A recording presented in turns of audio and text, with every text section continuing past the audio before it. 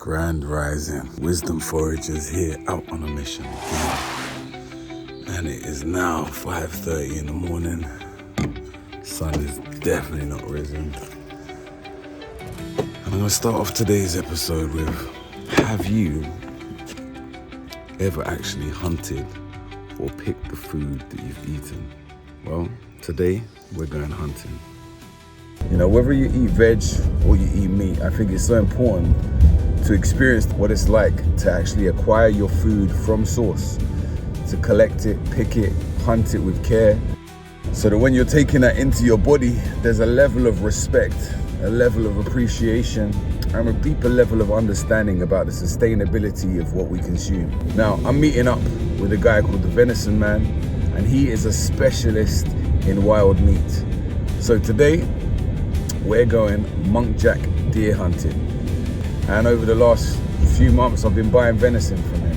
And I find venison is like a really beautiful alternative to lamb or beef. It's a very delicious red meat. And again, these animals have lived wild lives. They haven't been farmed. They haven't been bred just to be killed. They haven't been pumped full of hormones. Literally had a life in a cage before it's been killed. They've had wild lives. They've lived free. They've come and they've gone. And then they've been hunted, killed, prepared humanely. I find the meat is just so much better. It's a much nicer way of eating red meat. So today we're heading out on the next mission to bring you an insight into hunting. So we're out here before sunrise. It's about 6 in the morning. You can see the moon in the background. Before the dawn, when the world stands still, moonlight watching, hearing the winds will step through the mist, walking real slow. Ancestors whisper, telling me what they know. Through the trees where the old ones tread, the earth still carries the steps of the dead. Muntjac moves like a shadow unseen, a ghost in the wild. Yeah, so this is your Muntjac, but this one's got a long body. Come up the back of the front leg, halfway up. Yeah. As long as you hit one of those main organs, it'll bleed out and die. So we're here getting ready to go out. Just really reflecting on how I feel about killing deer. Never killed a deer before. I eat venison meat. I really like venison meat. And I would love to see a deer in person. I would appreciate it and love it as an animal. Respecting that you take from nature and honoring it when we're eating that meat, to really respect the life of the animal that we're consuming. Through mist and shadow, the hunt moves on. Silent and steady, where dawn meets song. Eyes wide open, the bond stays strong. Stay strong, stay strong. We walk with the wild, we answer the call. Answer the call, answer the call. Hunting with honor where ancestors walk.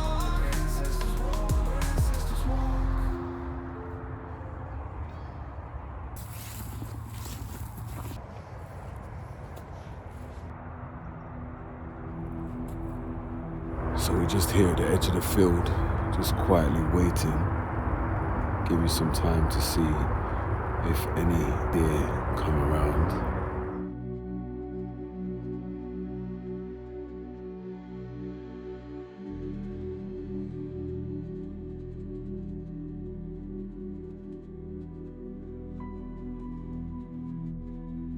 Just checked, the wind is blowing this way, so our scent is going back towards the village.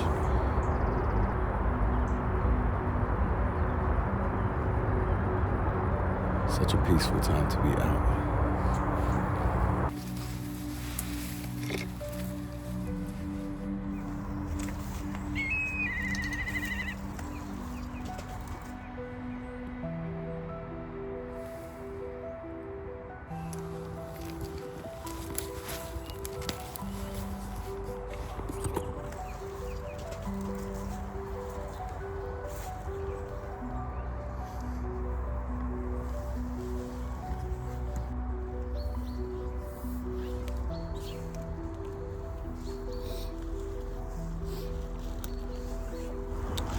The sun is coming up.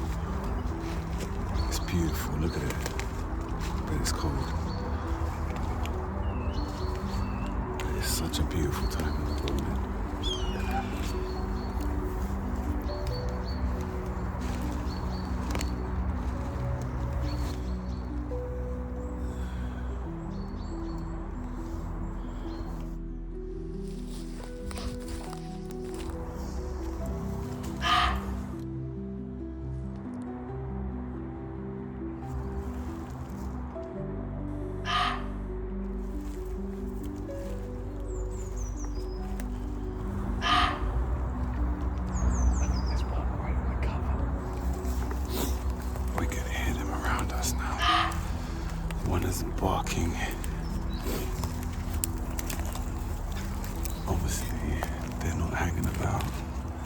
They're not looking to be food.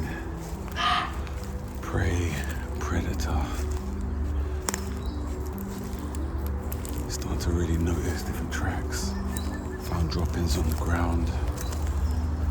You can see footprints in the ground.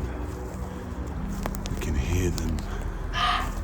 The Muntjac have a really distinct bark.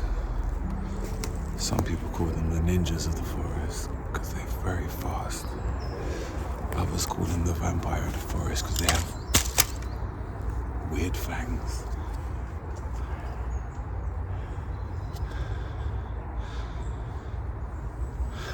Others call them the barking deer because they bark. I don't know if you can hear them now, but you can hear that bark in the background.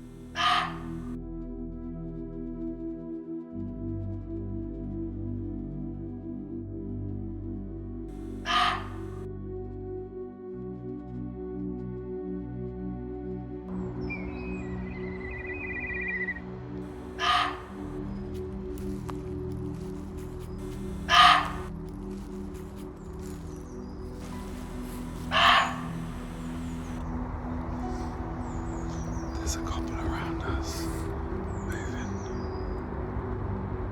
but they're very quick. They're like the ninjas of the forest. We just saw a really big rabbit. It's called hare. Just ran through.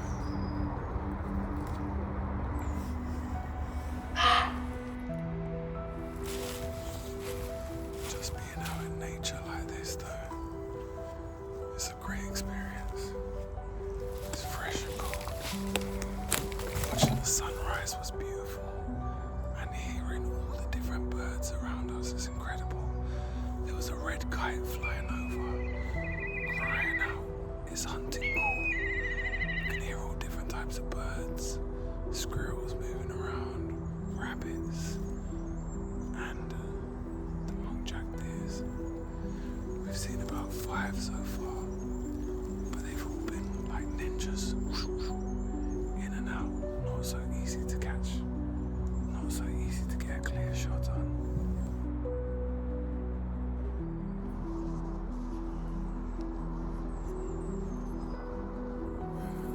It's really cold.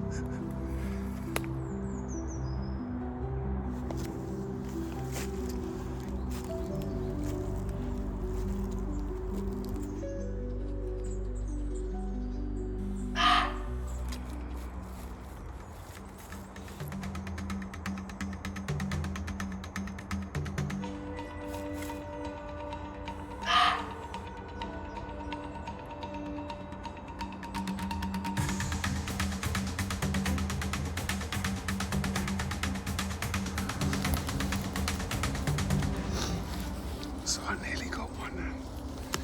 I tracked it for quite a while, but it was just undercover behind the trees, and I just couldn't quite get a clean shot. So we're gonna try a new location. I feel like the stalking bit is really cool. We're just slowly looking around. My toes have gone to sleep though. Literally frozen toes. The rest of my body's nice, but I think I need to get some different shoes and some better socks.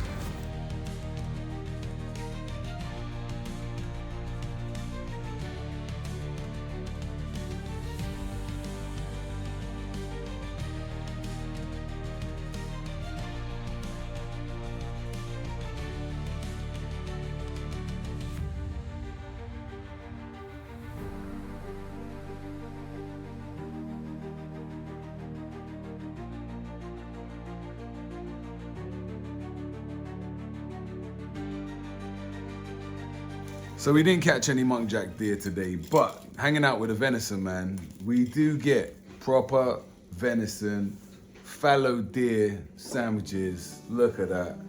So what have you got here? What's this? So these are 2 tenderloins. They're both fallow tenderloin. We're literally just going to put a little bit of salt and pepper on those, put them in a frying pan, and then slice them on put them in a nice crusty baguette. Lovely. And yeah, that's my... Delicious. For me, that's one of the best things, I must admit. Definitely. It is amazing. Wild meat's the purest form of meat. Nutritionally, venison, it's got more protein than chicken, got less fat than chicken, so it's got less cholesterol than chicken. It's wild, it's naturally organic, it's a really, really healthy meat. It's all been brought up in the wild. There's no antibiotics, it's had no injections, it doesn't get a special feed, feeds whatever it wants, feeds on whatever it wants, gets to eat whatever it wants. Especially with venison, they grow up into these huge big creatures, great big muscles, but because of the amount that there are, they need to be culled. So what do? Do you cull them and then not use them? No, of course not. It's a brilliant source of food. And I guess there's also a reason why it's important to cull deer, because we got rid of all our predators in this country, right? Yes. So in most countries where there's prey and predators, the predators don't tend to eat everything, Yeah. right? They take some and then leave it to continue to grow. But we've got rid of the predators here, so That's it. predators. I mean, a deer, especially the bigger ones, they're sort of 40, 50, 60, 70, anything up to 100 kilos. So there's nothing in this country that's gonna be able to take that out. And obviously it was the wolves in the past, right? Yes, yeah. But even your small ones, like your Muntjac, they're too big for foxes. Foxes can't attack them. So even your small deer, all the way through to your big deer, there's nothing in this country that can help keep the numbers down. So it's important to cull them, especially with the Muntjac, because they're an invasive species. That's it. Apparently they're one of the oldest of the deer family, and obviously they're from Southeast Asia originally, right? Yeah. And then brought over here by the Earl of Woburn. by the Earl of Woburn. Yeah, in brought them over Bedfordshire. here as like a luxury to have on his estate or whatever. That's correct, yeah. So they're all fenced in, a bit like the Chinese water deer. They're all fenced in, but deer will always escape. Deer like Muntjac, roe deer, they're not happy with things like that. They like to be free. They like to be able to go wherever they want to go. And So I guess they obviously escaped. escaped, and yeah, that was it. And then they continue to breed and thrive in the UK. That's it. And they've kind of spread now across southeast. And Muntjac now you'll find them most places in the UK. The difference is they breed every 8 months. So when you see a heavily pregnant doe, so a heavily pregnant female, 2 or 3 meters behind it, you'll see a buck. Because as soon as she gives birth, within a few days, the buck makes her pregnant again. Wow. And they do that every 8 months. Wow. They're not like other deer where They have a breeding cycle every year. So they're just constantly multiplying and Exactly, increasing their numbers. yeah. So like culling them is an important thing for the environment, because if we don't cull them, they will eat our crops, they will eat all the shrubbery, and Yeah, they have quite a knock-on big effect. impact on what they call the flora and the fauna. And rather than just killing them all off, you're just sustainably taking out some, and the population. Exactly. We all like to see deer. I love deer. I'm Me too. I have a lot of respect for deer. I'm a big fan of deer. You see them; they're such beautiful creatures. If we leave them, they're just going to continue to Exactly, multiply, yeah. and that will cause more. So, but we all like to see them. Just that balance Yeah. of getting the right numbers. Yeah. So.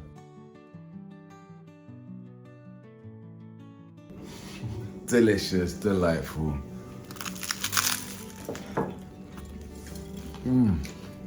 That is delicious.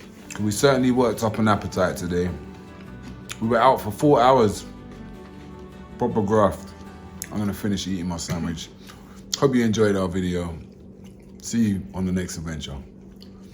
Peace. We love life like adventurous, wild and free. We question and discern with a philosopher's key. We seek out the truth where the mysteries hide, with the courage of warriors through earth, sea and sky.